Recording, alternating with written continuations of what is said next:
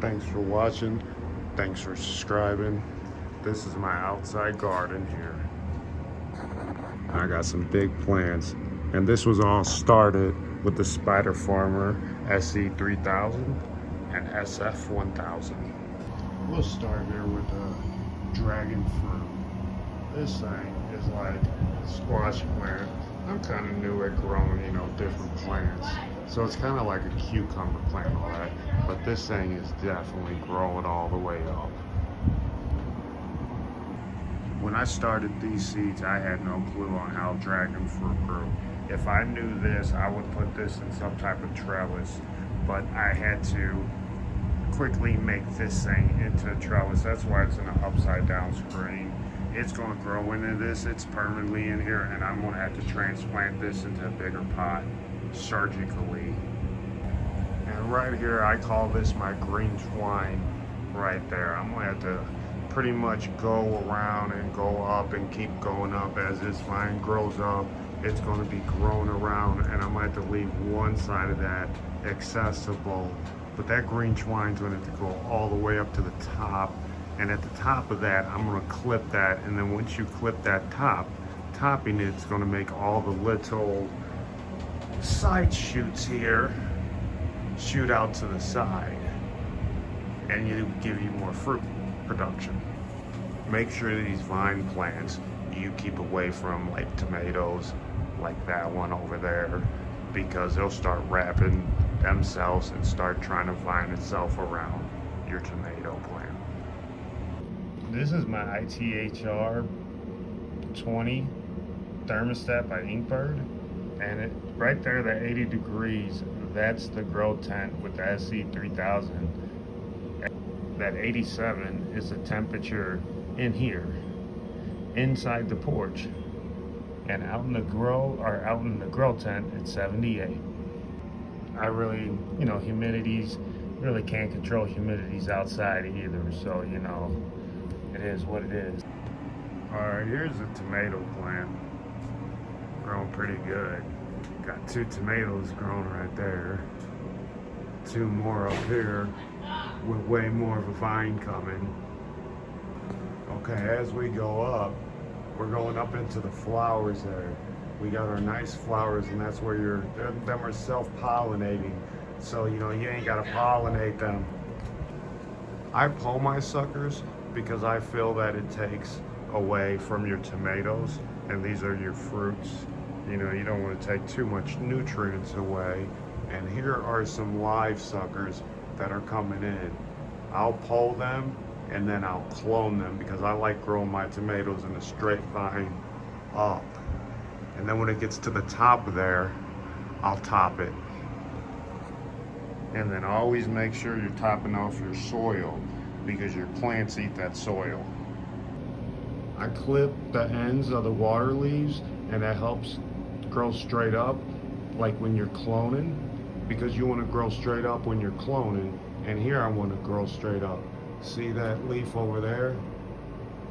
Let's see, where is that leaf at? It's this one, right? Okay, yeah, it's that one right there. See that one right there? I'm gonna clip that one. See how I clipped it right there at the edge? That's so we can transfer the energy down to that tomato vine here. That's where that little tomato's growing. Because you don't want these things to keep going floppy outward like that. You want everything to focus up into fruits. Definitely growing on a porch like that, I got a lot of obstacles. That's why I gotta set them up on crates and move them around my porch here, which is a pretty decent sized porch. It's like, it's got to at least be 6 feet, and it's long. I mean, maybe 15 feet, 6 by 15. That I have outside. I have a New Mexico Big Jim, and then I have the Serrano. Let's start with the Big Jim here. This thing's in the aerated. I want to say this is a 3 or 5 gallon net pot. Spider Farmer makes some of them too, by the way, just more than lights and all that. But see, this thing has pollen all in it. All pollen. That pollen gets everywhere. It's hard to control. but them peppers are growing in good. And I'm still gonna have to pollinate these with a Q-tip. Some of the bugs will pollinate it. I'm in a low bug area, so if you're in a low bug area, you might want to self-pollinate your peppers. But in a more bug area, like Florida's in your Midwest, the bugs will do that yourselves. And you know, these takes trimming and everything to get them to grow up, nutrients and all that. I'm gonna have to get a aerated nut pot or an aerated pot for my Serrano over here, so I can, you know, them do better than your plastic pots because your plastic pots make, like, you know, it gets root bound, but these need the roots and keep your roots nice and unroot bound. And then I have my Mother Earth soil, and that's what kind of soil I'm using as Mother Earth. And then I got the water here. Your water, you want to make sure that you set out and let it dechlorinize before you add any nutrients or pH. My alloys and my Venus flytraps.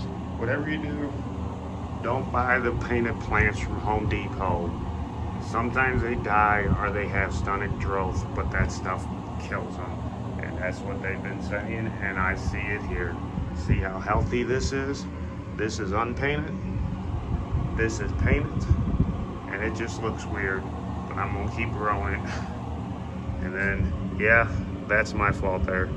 You know, these things are just hard to keep alive. I'm gonna try to get another one, try to keep this alive. Venus flytraps take no nutrients and distilled water, but sometimes I don't have distilled water, so I gotta water it with a bowl from the bottom, and hopefully it gets a less amount of minerals. That's maybe why it's like that, or maybe because, you know, hey, I wasn't watering it, or, you know, it needs a real humid climate. This thing needs a humid climate. It's probably kind of humid out here. No, look, 25. It's 25, and this thing needs at least 40. So, yeah, good luck with these things in a desert when they're supposed to be grown in a rainforest. There ain't even no bugs out here for this thing to eat. Okay, here's a little precursor of our trellis. See, I'm going up like this, and then I'm leaving that back open over there. That back's gonna be open so I can access this. And with this plant, you want to be ahead rather than later, because once you're later, it's too late. This is my Spider Farmer SC3000, and right now we're inside in a 2x4 tent. And here are my tomato clones that I've been pulling from them suckers that I've been telling you about. We got a parsley there, another tomato clone. We got some banana peppers here. This is my first tomato, no, this is my first tomato clone over here. This is my second one. Here in about maybe 3 weeks, they should be able to go outside.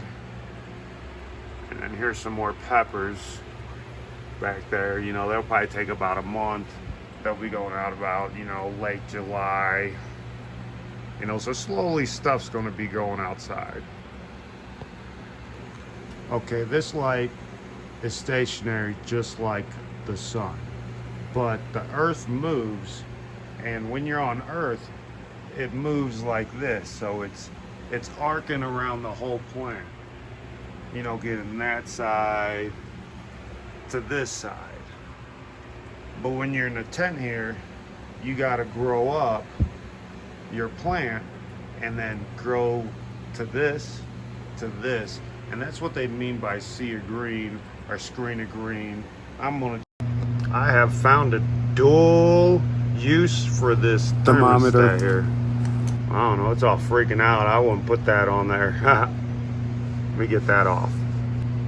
Yeah, that was some kind of electromagnetic thing messing with it, so we're just going to scoot this thing closer to it, just like this. We're not going to have it on top of there, and make sure you have an air gap between there so air can get up there to cool it. Finally, everyone, the Spider Farmer SF1000 here.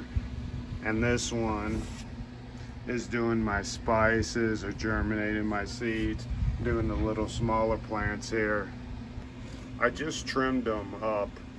I cut them pretty much in half because that's pretty much what you want to do with spices. You pretty much want to constantly kind of trim them. It helps them out. They don't like to grow tall. They just want to be constantly trimmed. These most likely are not going outside. Well, maybe the basil might go outside, but spices need a little less light. They don't need the big power lights like the tomatoes or other bigger plants. So, you know, they need less light. They don't need all that big for the sun. You know, they work pretty well under these lights here. But that's rosemary there. That guy's dillweed. I think that's some kind of oregano there. That's some kind of sweet basil. Maybe that might be the sweet basil. I can't remember. I think that's some kind of rose or some kind of oregano. And that's that thyme. That thing's thick like wire. And I'm trying to germinate some dragon fruit there. This is a 2x2 tent, 2x2 by 3 feet, so it's pretty small. I got that little fan blowing on the SF1000 unit there to cool down the temperature. And you know, the cooler your temperatures run, the better your lights will run. And I'm gonna eventually have to hook up another booster fan and then this bigger exhaust fan, which I have a bigger fan to put right there that's gonna blow out, so you know, keeps the air circulating. Here's some pictures from my last chopping of the spices.